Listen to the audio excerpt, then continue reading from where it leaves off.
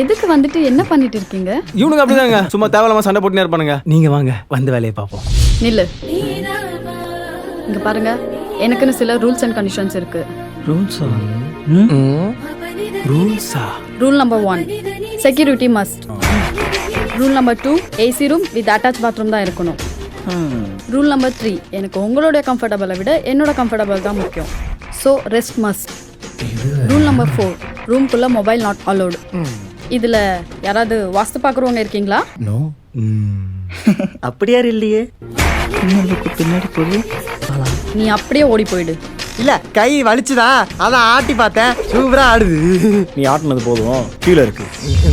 And last one, முக்கியமா வேர்க்கவே கூடாது. இந்த கண்டிஷன்ஸ்க்கெல்லாம் உங்களுக்கு ஓகேனா தாராளமா உள்ள வரலாம். அந்த பொண்ணால பண்ண முடியும், நம்மளால பண்ண முடியாதா? என்ன போலாமா?